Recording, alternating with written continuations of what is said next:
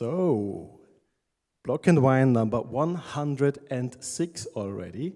Welcome to today's event. I'm very happy to be your moderator today. My name is Lucas, one of the guys that meet with you every single week here in this room and talk about crypto and blockchain. Today we have two very special guests, like every week. We have Johannes Boksch and Petra Augustin. Both of them will provide you with a lot of interesting content today. From Burgenland, our first guest arrived. If you don't know her, she's an OG of the old Block&Wine community, which means before the pandemic shut everything down. Now it's restarting. Now Petra is with us again. She has a very interesting startup in Burgenland. It's called Kaching. And without further ado, please, the stage is yours.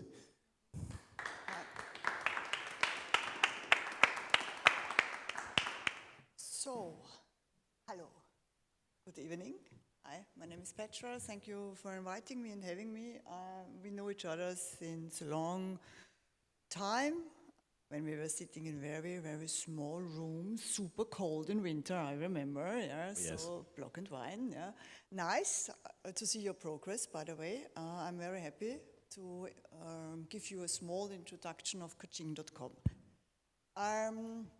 Kaching.com combines three future technologies: object recognition, machine learning, and wallet as a payment. We have created a token, KTC. One KTC is directly back to the euro, and the whole token is confirmed by the Financial Market Advisory here in Austria, by the FMA. So, of course, with some, how to say, Bedingungen, yeah, so we are not allowed to do, for example,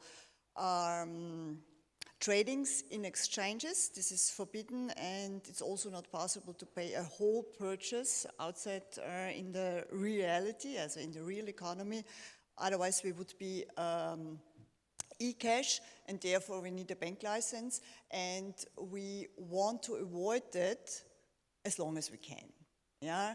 So I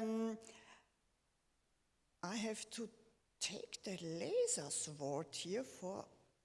Ich brauche die zweite Folie. I need the second slide, please. Okay. Okay. When we started 2090, before 1 year before, of course. I've seen that we have a lot of challenges outside in the tech biz, and once was the question, if Google is so good, why we have a lot of influencers? And why a lot of influencers have a lot of followers and no revenues? And the other question was, if Amazon would be so exciting after 20 years, we would not have any shopping mall outside. And no other new shopping mall in reality would ever have built if Amazon would really cover all the markets. So, and yeah, okay, Facebook, and the customers and the churn rate of Facebook, Zuckerberg knows that he has issues, so therefore he's creating the metaverse, and this was maybe a very good decision. So, and the other problem we have, and there the blockchain is coming into, that we have a lot of big data outside that we have to bring to a smart data environment, for example. Therefore, we use machine learning or, let's say, artificial intelligence. But if somebody is telling you that he's doing artificial intelligence, this is a lie, you know. We are doing machine learning on a third level worldwide because we have data silo troubles and a chip problem, especially in the cars. It's not only that the hardware cannot produce because of the war in the Ukraine. No, it's we have too weak chips. We can create a lot of more data that we can cover in a chip. For example, a little small Opel Corsa, in the meanwhile, with all the chips it has into, creates on a way of 70 kilometers more data than a whole Hollywood movie. And now count worldwide all the cars with a lot of chips outside creating data. every millisecond. So we have a huge data problem worldwide. Maybe you have seen Microsoft, they are using the ocean in the meanwhile for storage the data. In YouTube you can see this, Microsoft Storage Ocean. If you search for that, you can see a very nice video about that. Amazon, for example, is using the desert as well as Israel, for example. The backup from Israel is in the desert because Israel as country also creates a lot of data. But these are now, you see, worldwide we have a lot of problems. If Kaching can solve one, we are lucky. Yeah? Okay, other slide, please. Nein, achso, das kann ich selber machen. Cool. Nein. Seitlich. Der VR. Aber zurückkommen wir nicht mehr. We have a hardware problem now. So, warte. Okay. What have we done at the first site? We have created our own object recognition. Yes, Google is working on an object recognition. Amazon also, of course, they have a lot of databases, huge databases after 20 years. But what we have seen is that, for example, Google is really not covering all the networks. So I will show you what I mean in a few minutes. And the other thing is that as a company, you want to use the API from Google, you have to pay for the needs we have more than 70,000 euros a month, just licensing the API. So with that, you cannot bring this to the mass market, to a critical mass. From my point of view, if a technology is not catching the critical mass, it has no right to exist. I'm not talking about technology in military or NASA or so on. No, just normal technology that we can use with our hardware, smartphone, TVs, whatever gadget we will get from the glasses, yeah. So we are working on our own object recognition. End of June, as the beginning of July, we are bringing a new version of our object recognition. I will show you then a small input, what's new. Also das funktioniert nicht so richtig da mit dem Plus Minus. So, this is what you see now when you go to the app stores and downloading the application. So there is this button, you can use the button, you can drive the button and so on. If an object is recognized, you get a result. Yeah? And if the object is not recognized, you are sending us a video about 4 seconds and therefore you are getting 1 KTC in your wallet. Yeah? With the wallet, you can send KTCs to friends. I will show this then to you. And also if you share products. For example, if this is a Michael Air Jordan and you know a friend that is totally in that, you can share it. You see here, you have seen a cool product for you. So please share it, and sharing is caring. So you're getting 1 KTC in your wallet. We are working on version 3 in the app stores, should be in autumn in the app stores, and there we are opening the whole platform to the users, uploading videos, telling friends in videos why you like the product, you can share, and everything you are doing inside the network, you are in a KTC. What you can do with the KTC, first of all, you have to collect the KTC. Then, in the future, the industry can use the KTC to pay advertisement in our Kaching ads system that we will open in good case before Christmas. If it's not possible because of some reasons, you know, development sometimes has deadlines, but you know, if we reach the deadline is another thing, yeah. So in good case before Xmas, otherwise first quarter of next year. So, and I was vergessen. Yeah, what I want to say is that we are a business-to-consumer platform. Yeah, so we really want to bring this idea of tokenization of economy or tokenization as a payment to the critical mass outside. And yeah, maybe you know, or as you know, that business-to-consumer platforms, especially in Europe, there is not one. The last platform was SAP, and this was a business-to-business platform. So why are we it's not possible for Europe to do a business-to-consumer platform. Yes, it's super capital intensive, of course. You need a lot of money before you earn money, yeah, because you have to build the architecture in the background, design and this and that. So, and the user wants everything for free, and it has to work. So, and the user we need costs, you know, and will never give us money. I don't know, maybe, honestly, as a private person, I have given to Facebook not 1 cent after 10 years, you know what I mean? So the user is used to have everything for free because this is what he has learned in the 90s with the start of internet. Everything is here for free, also newspapers. Next interesting topic, but this is now a little bit advanced. What is Kaching doing? We are combining all the ecosystems, digital as well, in good case, in the future, hopefully also in reality. For example, if you want to buy a Michael Jordan Nike Jordan shoe, you can go to Maria-Hilfer-Straße to the Nike store, and if the Nike store has an account at Kaching, you and the store have automatically a wallet. And I'll show you then how quick and fast the using of the KTC is in the future. The first version was programmed in the Ethereum blockchain. Our Ethereum blockchain is already ready, but I took the KTC out of the Ethereum blockchain last autumn because of some reasons. We are waiting now more than 1.5 years of an update of Ethereum, and you know, honestly, I really believe, I like the Ethereum blockchain, I like the technology, yeah, that Ethereum is covering, but we really have problems to use this blockchain for a wider use case if they do not give us an update. Because, you know, the gas prices, creating a KTC, yeah, is honestly, at the moment, a way easier out of the blockchain.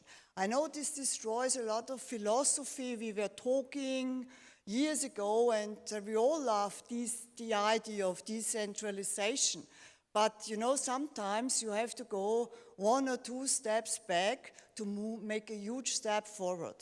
Crisis like we are into right now, it's not only the crypto winter, we have a lot of crises worldwide. If you see it positive, always creates technology jumps. So you will see 25, 26, when a lot of those things we have to solve, hopefully is solved or gone, then you will have a huge jump in technology in the chip industry. Maybe, you know, there are ideas that we have quantum chips in hardware, in the glasses, yeah. You will see there is then, if the economy increases again, we have a lot of potential when it comes to new forms of technology that companies like you are inviting are producing right now. The plus in the crisis is that we have not a lot of pressure for scaling up, also from the investor side. Yeah, if the investor is not losing money, he is happy, you know, so, and he gives us a lot of more time to scale up. Otherwise, you know, tech companies always have a lot of pressure at the beginning. And this now is, we can be more focused, we can rethink things, and so on. This is a plus, just a positive aspect of everything, yeah? So, what we are doing with our wheel, I show you then the wheel, we cover all the networks. We don't say, please don't buy only at the retailer regional. Buy at Amazon, buy at Douglas, at Thalia, on wherever you want. We give you all the possibilities where you can get the product. Where you do the decision to buy it depends on you. And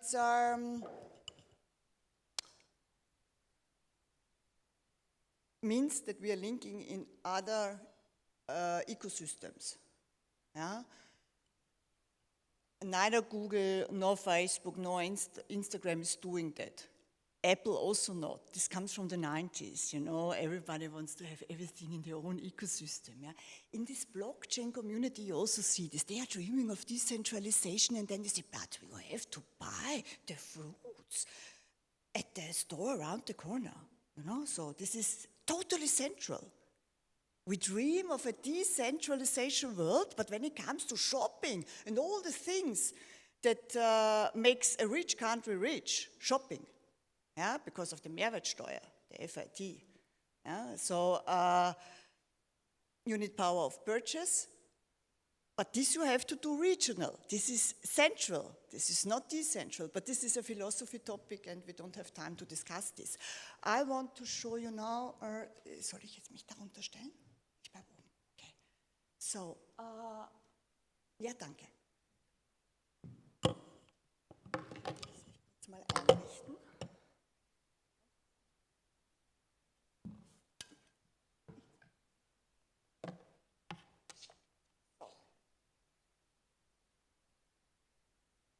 So, Entschuldigung.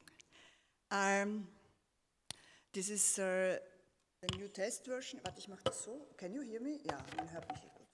Okay. Nein. Oh ja, here. So, this is the application here. You see there is this button, this icon, also this button here. I click the button. I'm scanning now this Fiji. So, this is the new algorithm. If you scan one product, in the new algorithm, you are getting more results, you see.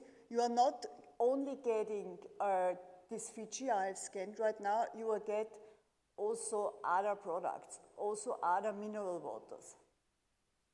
Yeah, or where you can buy the product. Here is a wheel, and you see we are linking here to all the networks, eBay, Walmart. Okay, Walmart doesn't make sense in Austria, you know, but in the US, Walmart has, especially when it comes to Fiji, because this is a mineral water that is coming from the US.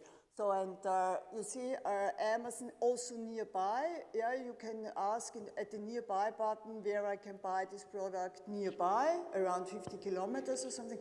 Chaka, is it 50 kilometers or, yes. So, also, yeah, really, also in New York, when you're in New York, around about 50 kilometers will show you where you can buy it. If this brand has an app, we link you directly in the app stores. I know that they are, komme ich da nicht hin?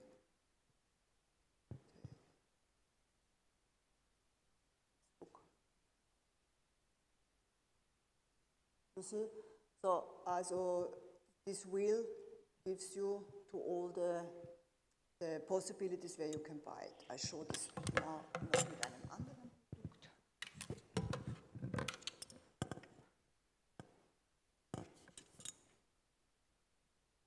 So here is a phenotype menu, you know, you are opening, because we want you to scan the reality. If you scan the reality, you need to see the reality. You know, if I give you here by our design a lot of things on the screen, you cannot see the reality. So therefore, we developed this kind of phenotype menu. I'll show you now what this new algorithm also can, and then I'll show you the wallet. So here is Jean-Paul Gaultier. You see a lot of Jean-Paul Gaultier and also other kind of perfumes. And what is interesting, Kelly, do you see this here? This is a furniture, this is Roche-Beauvois, and this is a pattern, a muster done by Jean-Paul Gaultier. And this is interesting, similarity search. Our goal is also, for example, you are scanning a Valentino dress, but you also get the info where you can buy a similar one, for example, at Zara or Mango. Yeah?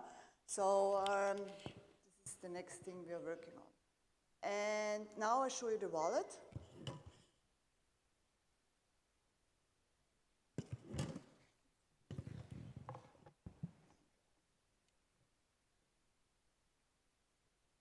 You can invite friends with the wallet, and you are earning KTC. You share products, you send us a video of a product that we cannot recognize. This is what I show you then at the end. So, the thing down. And now I show you the wallet in usage. You are in a shop, for example, or next to a friend. Yeah. So I send now 20 KTC to a shop. Yeah. This is because I'm using the same account on this. I make it vice versa.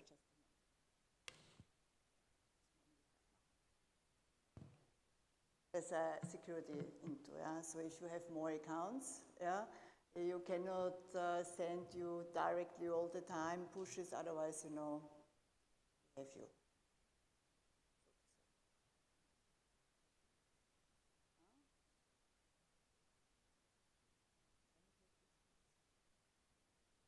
Also not possible. Test version. So.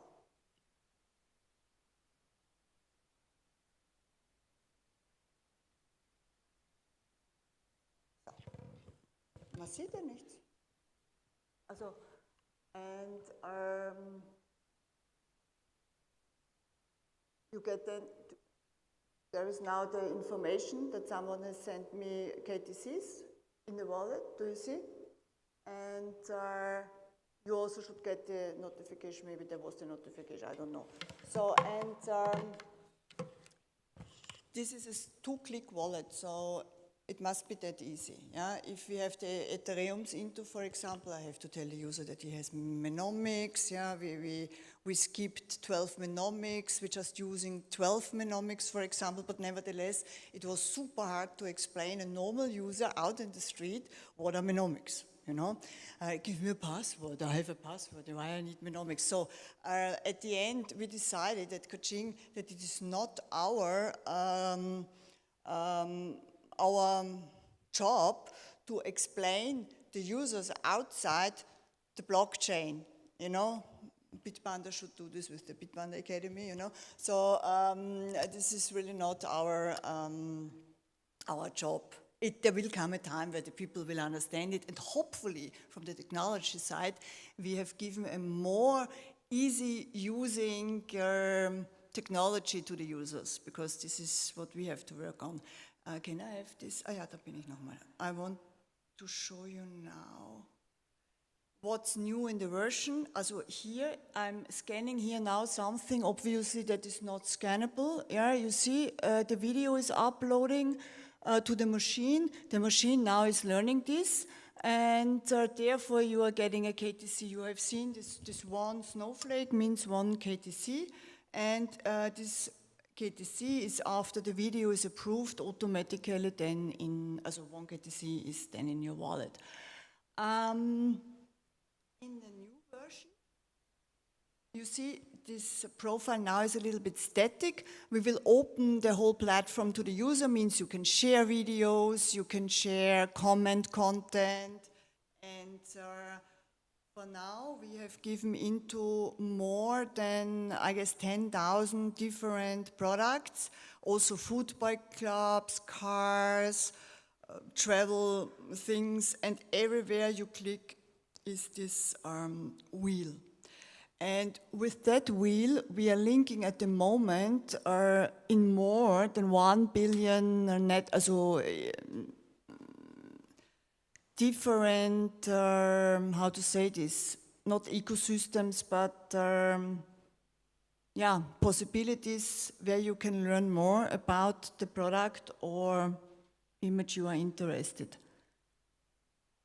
Yeah, also we combine everything that is digital and outside. This is what we do. We are a kind of digital UNO or something, you know, because we are always coming in peace. We don't see these guys as competitors.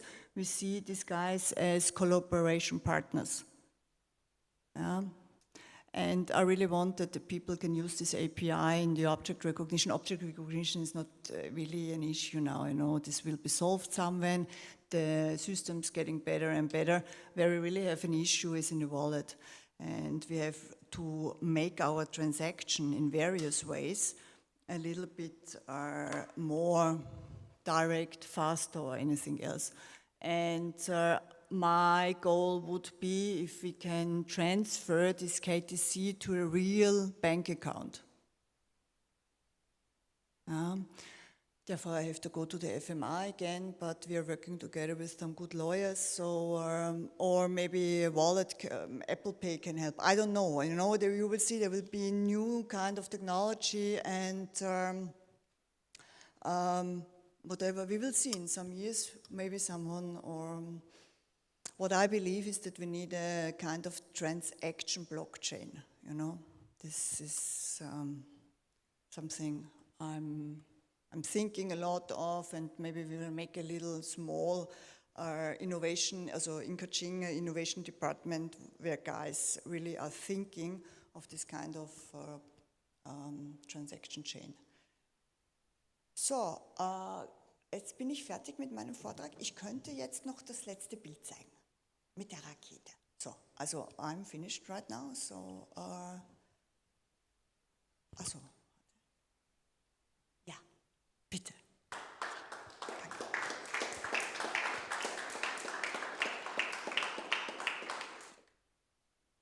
No, nearly in time, 50 minutes, huh? Ja. Wenn jemand, oder sorry, in English better, if anyone has a question for Petra, please look at me or point at me, I give you, oh you do, here. Hello, thanks for the talk, and I have a few questions here. So what is the, how big is the expected audience and in terms of number of users and number of transactions, probably like volume of transactions? Yes, so we have, we started with version 1 in the Dachraum, also Germany, Switzerland, Austria, without any advertisements. Yeah, we reached more than 3,000 users. This sounds not a lot, but I give you another example. Facebook in America in the first year had 500 users, you know, so this is relative. Users, you know, to scale up is something that depends on money, you know, so if you have a lot of money, you can scale up faster, this is easy, yeah? So, and what's more interesting, Kelly, how the database is growing, you know, so, and there we see really good progress in increasing the database, otherwise, you know, the deep learning systems cannot work that fast like we want. So the increasing in our algorithm is really coming from the content managers. There is standing one Kaching content manager, this is Chaka. They did a lot of good work, especially in the lockdowns, because, you know, sitting at home is boring, and we opened the office because everything was forbidden, but working was allowed. So the girls came out on the countryside, had their apartment, cooked together, and did super great jobs for our database, honestly. Yeah? So, and now the user should do this with their version 3. Yeah?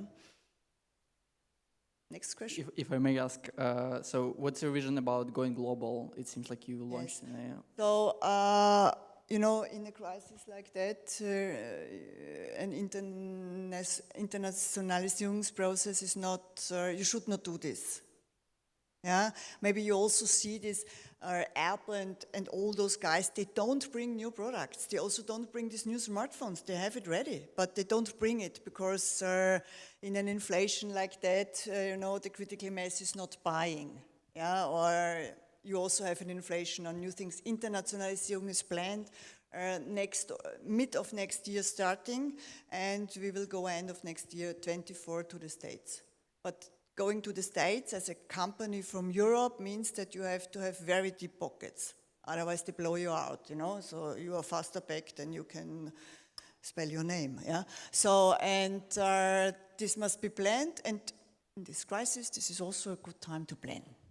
Yeah, it's planned, America, 1.5 years, and Asia also, a little bit Asia, you know, Hong Kong, Singapore, and something.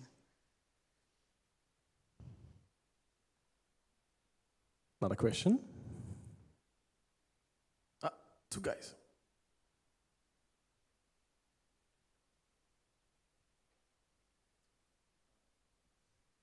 Petra, I just have a question because you mentioned Ethereum. You have not chosen to take Ethereum because of the reasons, expensive and so on, and delays in the update.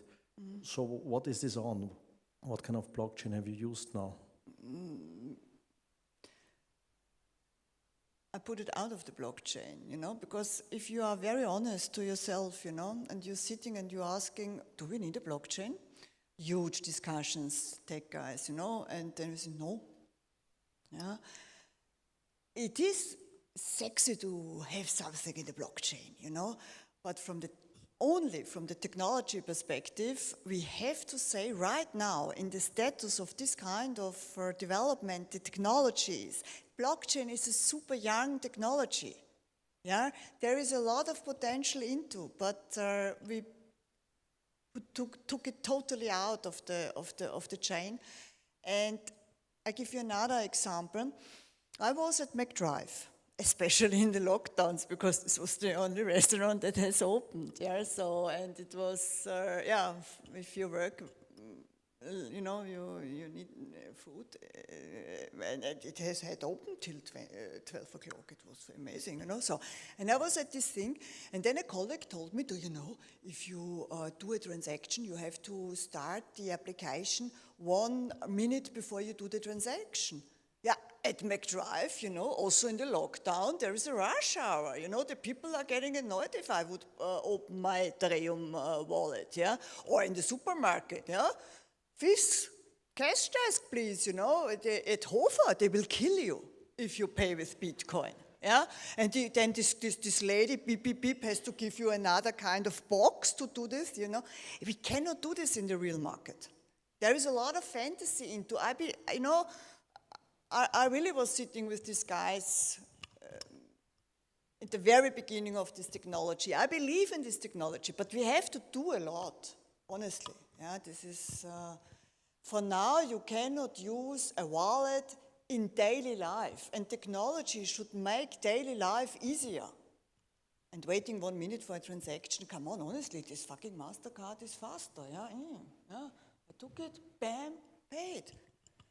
We don't like it, but it's the fucking truth. Fucking darf ich nicht sagen auf der Bühne, also es ist die Wahrheit. It's the truth, And we have to solve that. And it's the solution is not going to MasterCard. Okay, please take my token to the MasterCard. No, this is not decentral because there is an intermediary into. And peer-to-peer needs decentralization. But then I need the MasterCard, come on. Okay, this is, so this is it's a little bit enthusiastic and, but... We loved your outspokenness ever since. Yeah, you throwed me out of the community because of my emotional things, This was before the crisis, and I think that was a crisis, but anyway. Okay. No, but your pledge for a transaction chain, I think, is definitely heard. And something else. This is not a question, not to be understood cynical, but rather bullish. Isn't it now the time for a euro stablecoin, and is KTC not exactly such a thing? Because now thinking about the outer circumstances, have you ever thought about that? Is that something which is on your agenda?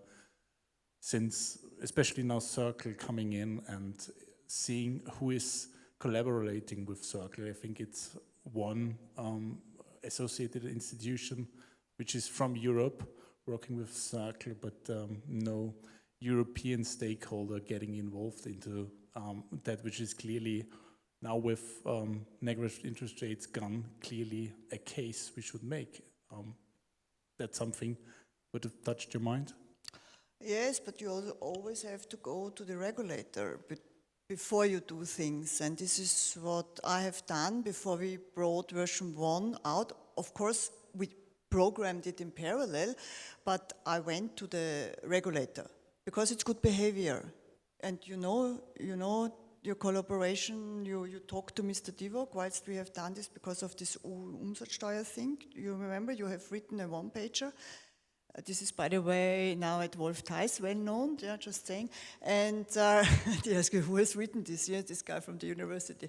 Okay, because they did not know how many taxes we have on this KTC. And this is the next thing, because we also have, in the shop, we have a web shop with merchandising products, and you can pay a little bit of the amount of the purchase in KTCs, and the rest you pay in euro or Visa or something.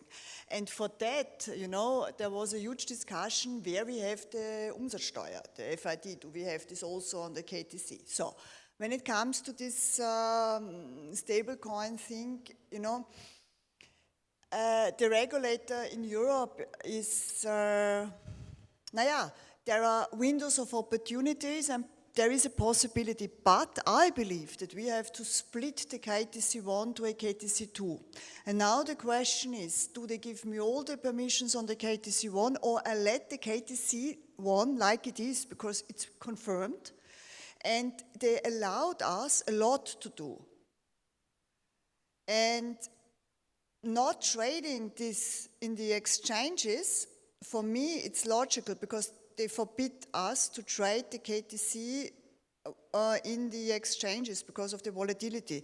And why we have currencies outside in the real market. Doesn't matter if we like these currencies or not, if they are ruled and managed by central banks, but they are giving, in good case, us a kind of stability that your croissant is costing next day the same like the day before. This should a main currency given to the market. Therefore, we have 4 or 5 main currencies. So to break this rule, no, they will never allow that. Doesn't matter how many inflation you have on each currency, like we have it right now.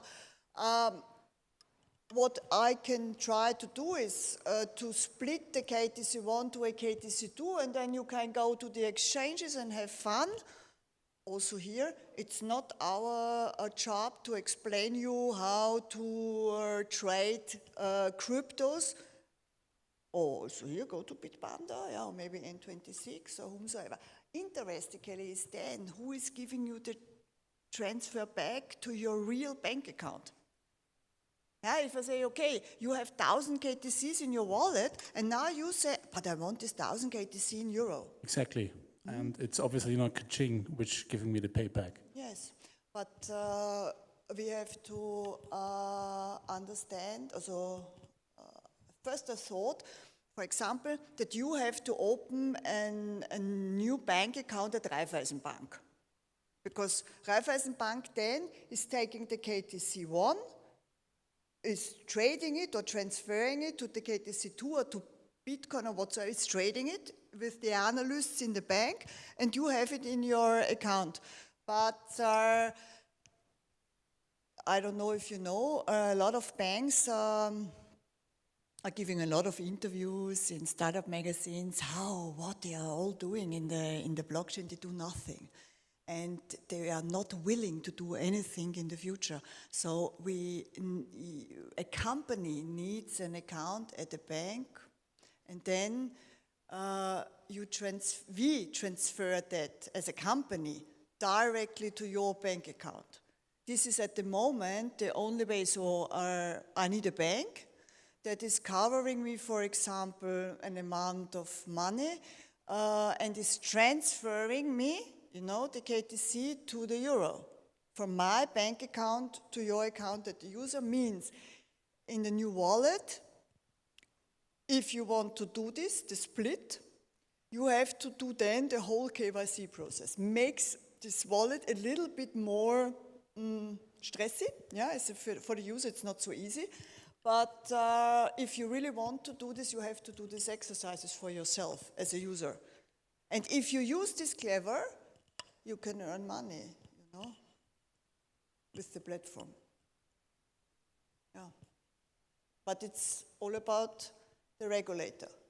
And the regulator wants to give us a digital euro, you know, so yeah, we will see. We are working on, we try it. Otherwise, we have to inform the market that you guys use this wallet, because when you download the application and you make a simple onboarding process, you automatically have a wallet. And this wallet is working. So if we understand as people, use this wallet, it's for free. Use it in the market should use it, you know?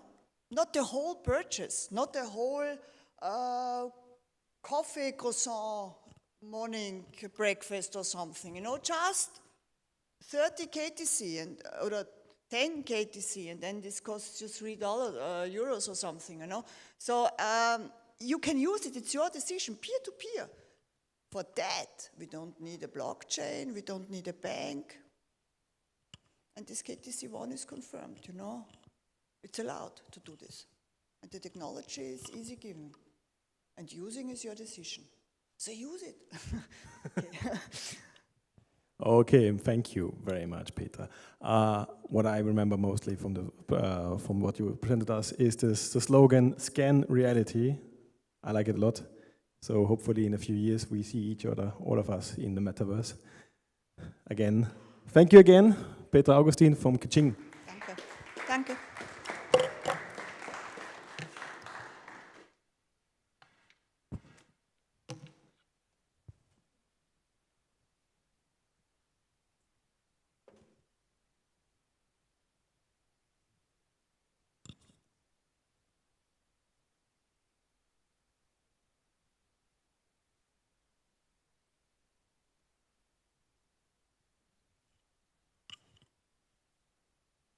So it is getting warmer, but there's no denying it. The crypto winter is upon us. And if you are anything like me, you don't care much, because it's not my first crypto winter. It's my third crypto winter or fourth, I don't know anymore. Don't care anymore.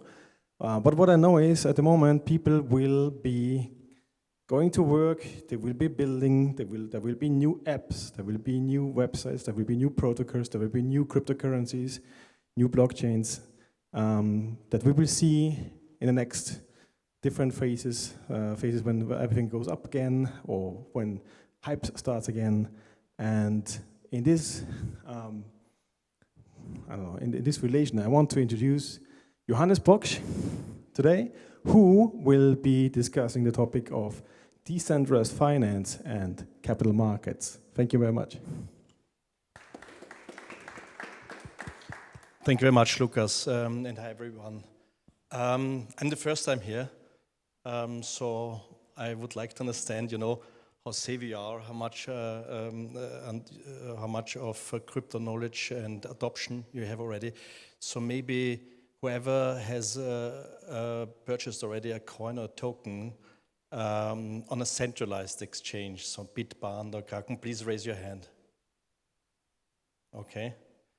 And who here has purchased or used or is using a wallet like MetaMask? Okay, okay. So I was already worried because I only saw one. Well, that means that you are already very much into Web3. And this is the topic for today, adoption, DeFi adoption, transition into DeFi. And you are crypto native, congratulations to all of you. I would like, before I go into the topic, to introduce a little bit myself, because you will see I'm coming really from the other end of the spectrum, from traditional finance, as I spent my whole career in focusing on financial institutions.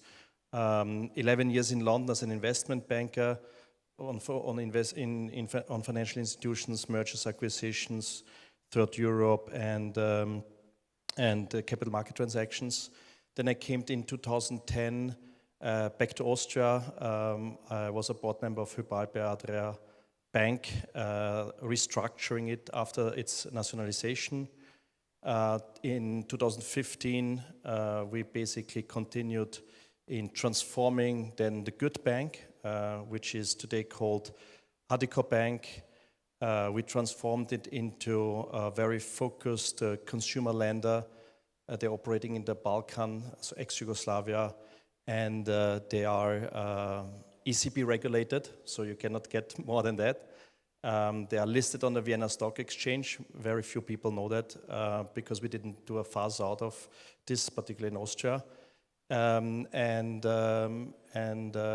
their supervisory board member and a shareholder, so much about my background to TradFi. Now, this would obviously not qualify me to discuss here, particularly for this kind of group, DeFi transition. So I basically had a very rare chance in a career in 2020 at the beginning of the pandemic. I was able to basically take some time out and focus on what I have done before and assess basically to which extent the financial sector and the financial industry is about to change. And what I figured out is actually my experience in restructuring is still very relevant, because it's not only Hypo Adria, but now it's the whole sector who basically needs to be heavily restructured. Very few people know that, and they feel very cozy and safe in there. But I very much believe that it's not fintech which will do that job, it's the blockchain.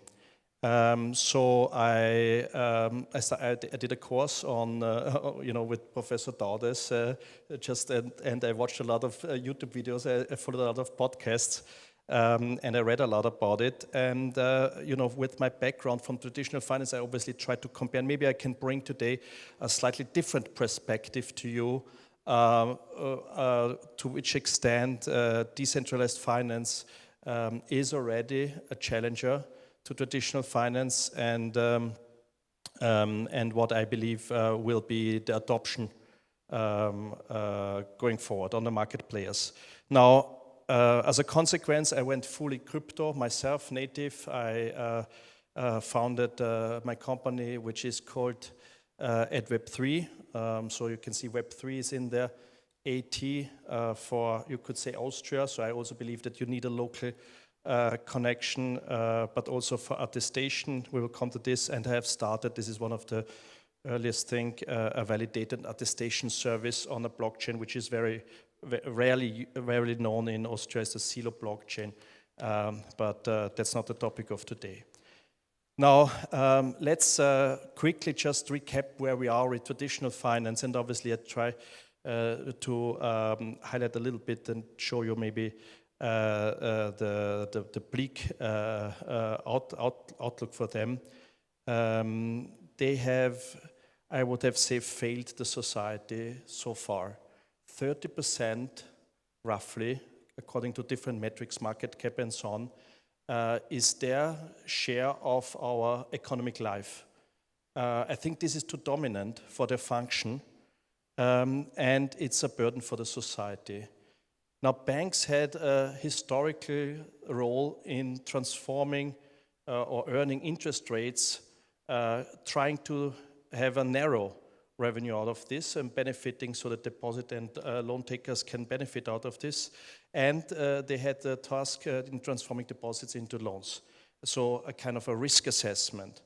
What has happened, and I know that this is very generic, but I would obviously like to highlight just a little bit these extremes, that the system of banks became extremely inefficient, complex, bureaucratic, and fails constantly. If you ask a banker to explain you the financial crisis of 2008, he will hardly be able to explain it to you. Now, 14 years later, still not possible. And often they just call it a multi-organ failure. So whoever knows what that is, but basically not a good explanation. So the increase of regulation has hardly helped.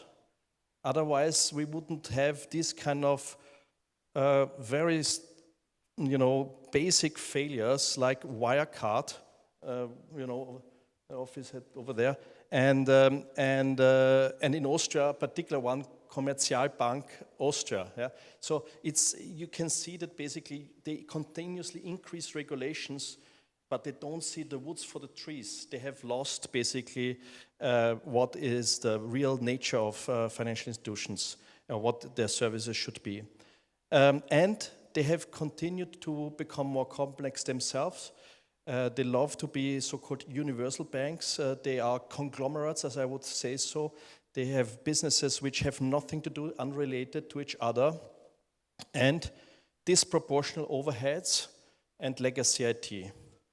Now, very few people would have looked at it this way, but if you, I would at least say it's very questionable if the financial service industry would have survived the pandemic if it wouldn't have been for massive taxpayers' money putting in monetary fiscal policies, basically avoiding all these insolvencies, which we at the beginning actually expected.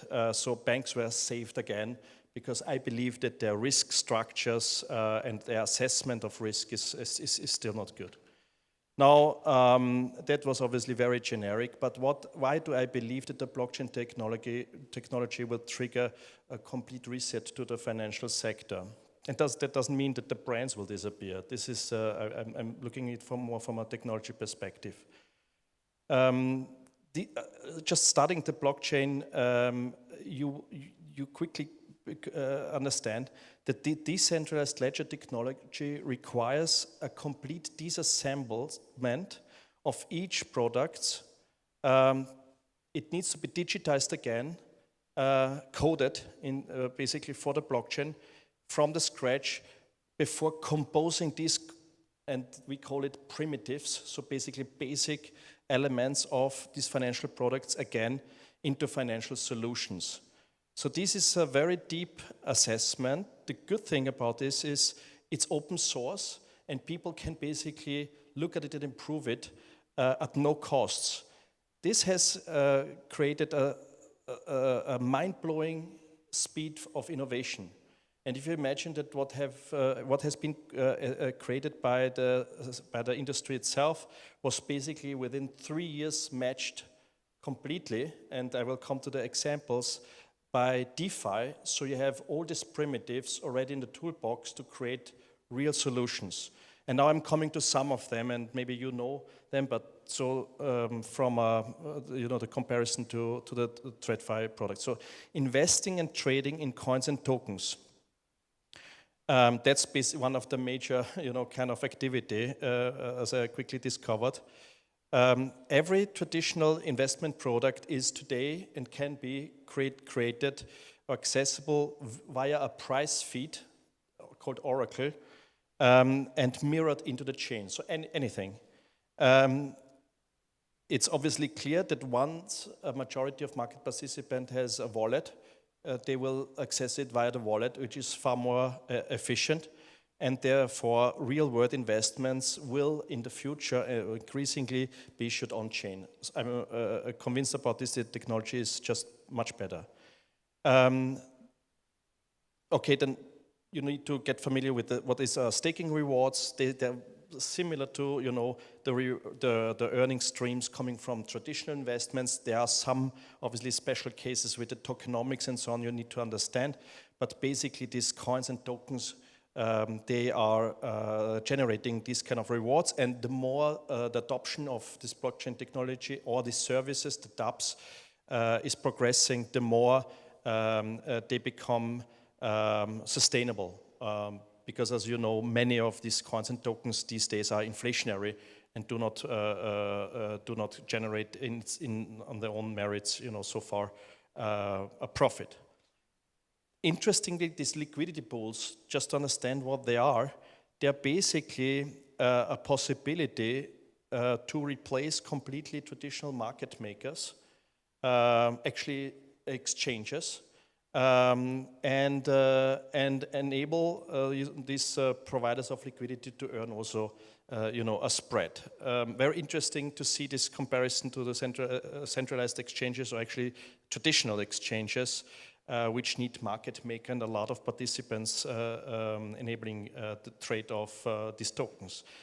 Collateralized lending, it's obviously something many people have seen, and you can obviously use this on chain. but only, if you have a collateral, still this needs to be crypto collateral in many cases, but real world assets will follow soon. Derivatives, just over the last three-quarter year, more and more have been established. Also decentralized derivative exchanges. They allow hedging, trading, with leveraged exposures, actually in any tokenized assets. So this is also very interesting because with derivatives you can do a lot of things, and they have actually a bigger volume than traditional their underlying assets themselves. Now, unsecured lending, which is something I'm very much interested in, still in a very early phase, because you need credit bureaus in reality to provide a loan. Now, this is on-chain difficult, but I see that these kind of attestation services are popping up, which allow basically to have, under the self-sovereign identity kind of umbrella, a possibility to get these credentials also via oracles on-chain. So I believe this is something which will happen very soon, most probably in the third world and not here in the West. Now, interestingly, and this is what you can see, that every week or day something new comes up. I just read a couple of days ago that interest rate swaps will soon basically be also implemented or are actually going live. I mean, this is a huge market. Interest rate derivatives is one of the largest markets actually existing in the TradFi business. What that leads me to believe is that soon the innovation in DeFi products will significantly exceed what we know so far from TradFi business. So give it a 1 or 2 years more, and you will see products which you have never been able to imagine in a normal traditional environment. And now let's look of what the players in the ecosystem or in a traditional finance system, how they will transition. I think it's already clear that exchanges, traditional exchanges, and security settlement or clearing service, and they're huge, Clearstream, Euroclear, and so on, huge systems, they will be fully wiped out in my view from a technology perspective, because they cannot compete, not on the cost base, not on efficiency, not on the speed with the decentralized exchanges. So the idea, the toolbox is here, it just needs to be further implemented, and you can see that some of these exchanges already have subsidiaries which are acting in this area to familiarize themselves with the product. Centralized exchanges, interestingly, so Bitbanda in Austria, but Coinbase more importantly because they're listed, they just added the custody element, because custody is very difficult to basically bring onto the chain, and they are already listed. So this is an actually quite significant values, although this dropped now over the recent weeks. FTX and Kraken will be the next ones to come. Asset managers, this is really interesting, are more and more moving into the chain, onto the chain. You will be able, in my view, to invest in all asset classes and in all investment strategies, even derivative investment strategy, option strategies, soon on-chain, as long as you have a wallet. And the adoption process also here will basically follow wallet adoption. The fund industry, which is, the early movers are always in Luxembourg and Liechtenstein. They are already, or have already established their legal framework and regulatory framework. And I see that the real economy assets will be made available on-chain. So that, I think, is the next one to come. And this will be a huge industry, as you can imagine, because this allows, in many instances, even today already, to circumvent banks completely. So you don't need bank intermediaries any longer. Payment providers, this is obviously not so much related to capital markets, but I believe that payment providers will be marginalized to a wide extent because on-chain wallets are basically providing this already today. And the question is just, who will, at the end of the day, make it through. And you can see already that some of them have already implemented or are about to implement wallets. They can still differentiate themselves toward the merchants, the SME and corporates by basically offering them some digital solutions backed by on-chain behavioral analysis. So this is what is player in this field. Specialized lenders will become even more specialized, but to some extent completely disappear from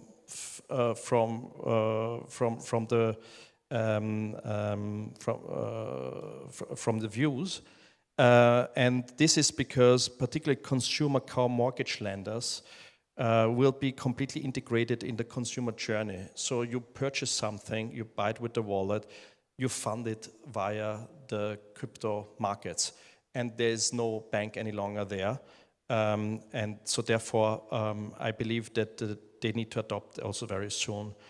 Wholesale lenders are a little bit different, and wholesale capital markets for funding, you need expertise there, and they basically will come up with crypto market knowledge, deep knowledge in this area. Universal banks, I believe, will become a thing of the past, as they need to focus on specific customer segments. At the moment, they're all for everybody, and they will deploy wallets and obviously probably be very focused on themes and customer segments. I think a completely new area will be validators and attestators. Basically, the new service industry for the blockchain. These are credit bureaus, auditors, notaries, lawyers, KYC, AML providers, which will basically, through the attestation service, directly service the blockchain protocols instead of servicing the banks. And this will allow basically all sort of new, also far beyond DeFi possibilities. Now, obviously, you will have a lot of questions with regards to which extent decentralization will be implemented. Is it useful? Is this the right direction? And also regulators and central banks, what they will basically try to do. My view is that they cannot stop it. They can certainly delay it. So the positive outlook, I believe, is that the benefits for the society would be that the cost base will be basically marginalized of these services, and ultimately this allows, what banks have been built for at the beginning, that financial inclusion, you can basically have access to financial services, and this is ultimately a precondition for prosperity. And we shouldn't forget that 80% of the population doesn't live in a democratic society, doesn't have banking access so easily, and cannot afford it if it comes at the cost of traditional finance. And with that, I'd like to return to Lucas. Yeah, thank you.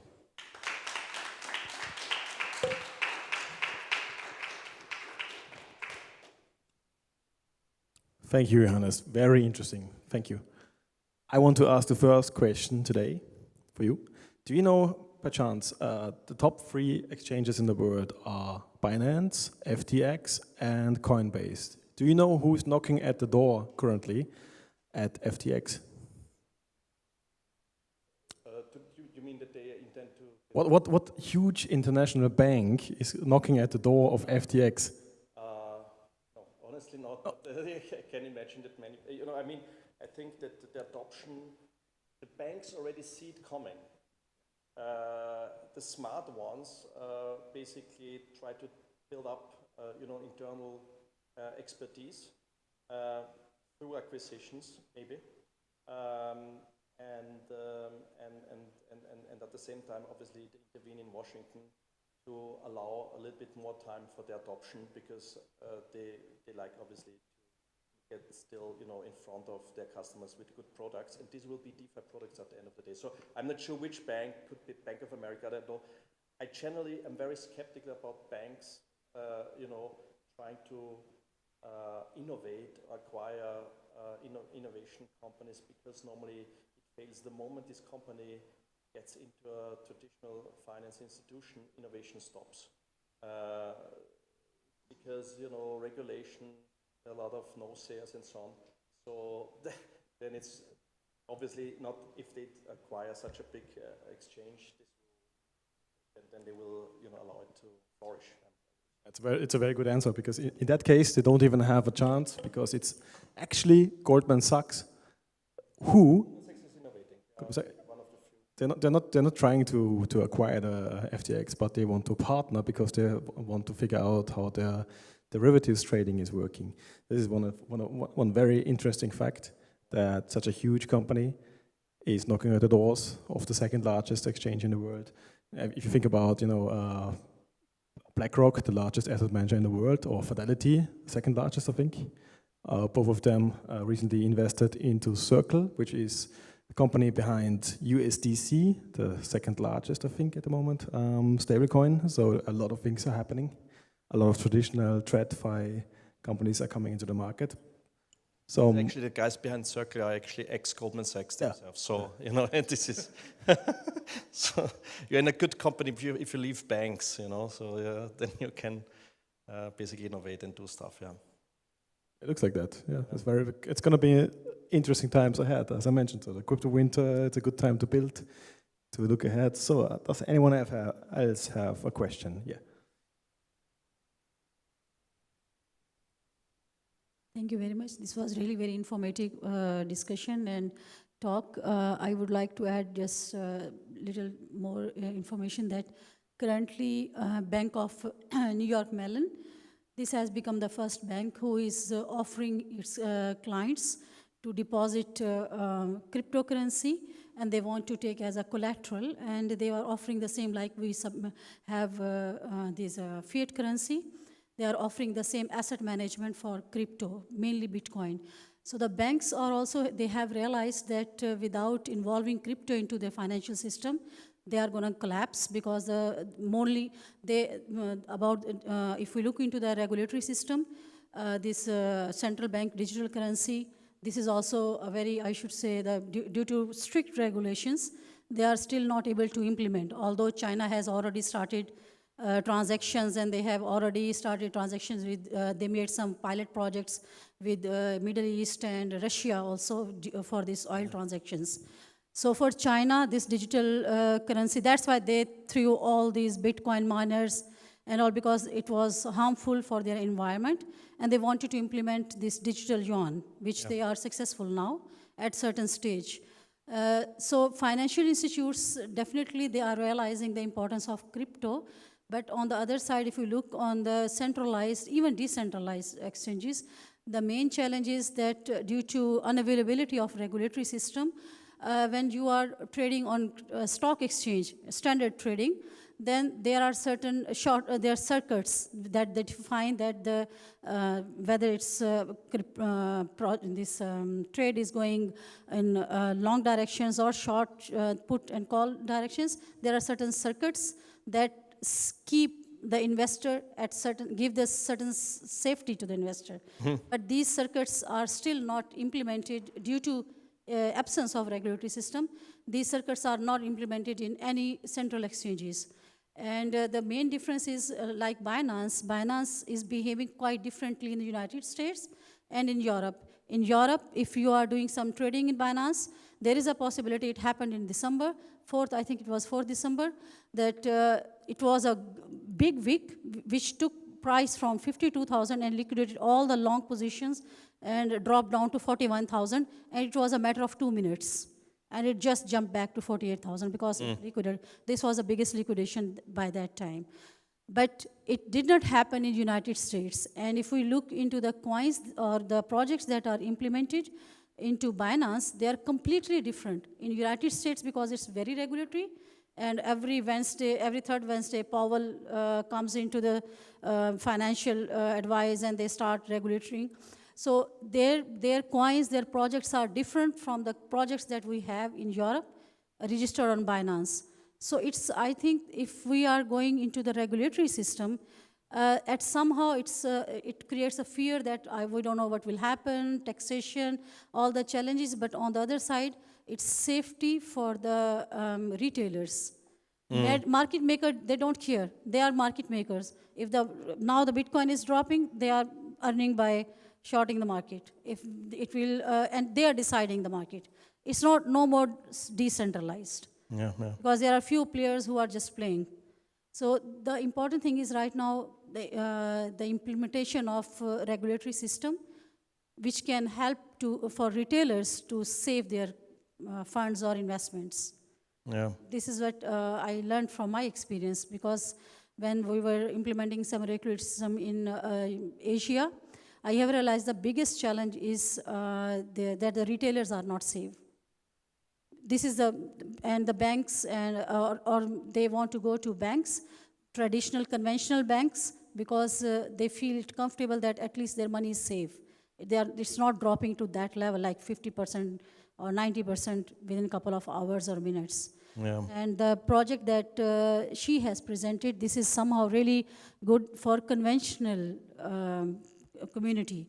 Because our conventional buyer or conventional user, they don't like to go into wallet and this and this and that. They are very happy if they have some wallet or card on their watch. They go pay. And it was, I think there was some commercial also, when the old woman, she comes from sports and she wants to buy some product. And on counter, he says that, please, can you pay? And she takes her joggers, put on the counter, and she says, okay, I paid it for that. So people made the payment easiest for them, as in the form of a fun, but also it's a comfort zone for them. So blockchain is good when we are giving comfort to the common people, which we have not reached yet. Yeah. So it's still. I think you're absolutely right. Thank you. Regulation, I think this is, I don't want to call it Wild West, but this is an experimental phase. That's how I look at it.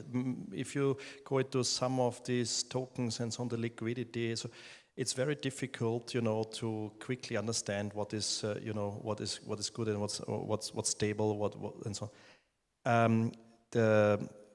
On the other side, if you bring in the regulators now, it kills innovation. That's the problem. So the innovation only can happen if you don't have the regulation already in your neck. For the mass adoption, regulation is needed, but I hope obviously that regulators, with a good understanding of this technology, will implement it, and not as it seems today, they just try to copy paste what they have done on traditional finance, because it's different technology, it wouldn't work, and then they would kill it. But I believe that the discussions, and this is you can basically discuss it for the whole evening, where we are and so on. I believe that it goes in the good direction, because you can see that the US, they're already a little bit more ahead, I would say, than Europe on these topics. The legislators, they start to become more knowledgeable about it, and they come up with better and better, I think, proposals. And Europe, ultimately, they will look at what's happening elsewhere to also not completely stop the whole industry for developing in Europe. So Luxembourg, they are very good because they live from it. So they obviously are open-minded, and others are less so, but ultimately it will, I think it will go into the right direction. Regulation will come. I still hope that the sense of decentralization can be maintained. And I still hope that the traditional banks don't muscle in and just to save their middle role, and avoid competition. So the middleman role. So that's what I hope. A decentralized finance is a good, as long as it is possible. Nobody should be forced to basically have a non-custodial wallet. But as long as it's possible, this creates a competition, because they need to benchmark themselves against a non-custodial option. And I think that would just be good for competition. Most probably the majority of the population will use custodial services still, which is good for them and safer. Yeah.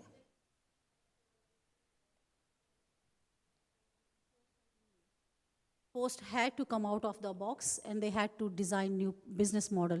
Otherwise, people don't need Post. Right? I can send email within a couple of seconds. The receiver can receive immediately. So there is no need of Post anymore if they don't make new innovative projects, or they have additional, I should say, give the benefits to the customer. Similarly, with the banks, if the banks, they don't change their mindset, and they are not going to adopt, at least, I should say, central bank currency, digital currency. They should go, this is the minimum that they start thinking about it. Because this will help to compensate or give the soothing effect of this inflation, which is happening currently in financial market. Yeah, we have an alternative, and that's good. Yeah. Okay, next question over there.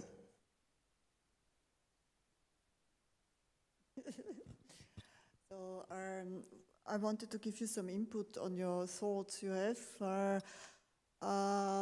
In Liechtenstein, I was in contact with a bank in Liechtenstein, a very well-known bank, because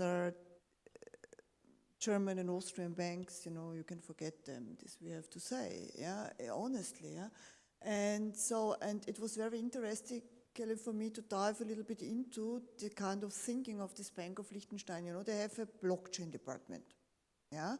And in this blockchain department, you meet a little bit different people than when you go to the blockchain department of Erste Bank or Raiffeisen.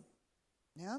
So then they give you some rules, bullet points, and these bullet points, you can fulfill them. It's easy as a company.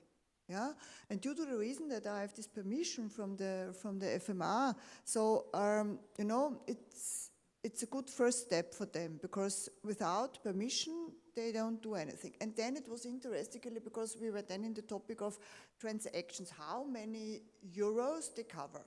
Okay, and they have a stop into 300 million euros or dollars. Yeah, it doesn't matter. Yeah, so 300 million euros, and then they have to split the account. And at that moment, they have a department where they start trading you the assets. Some in cryptos, of course, and the others in normal stocks as a service, like a fund manager. And this is, for me, really innovative. And the only thing they want to have for that is really very good, also by technology, done KYC process inside the company. And they do not want to have the normal user. They say, no, it's not our job to open a lot of normal user accounts, therefore you can go to Raiffeisen or anywhere else, but everything is going from one account, from company account, that the user where the user coverage the wallet. And this is cool, honest, yeah? I don't know by law, I guess in Liechtenstein, what kind of law we have, European law. Yeah. The lawyers are now on that, but, you know. I cannot tell you precisely, but I think they came out already 2 years ago with a regulatory framework which they wanted to implement, and they have, I think, implemented. How far? I think they are in the EVR, so in the European Wirtschaftsraum. Yeah, so they have some similarities. I can't tell you what exactly the limits are if you adopt the Liechtenstein solution.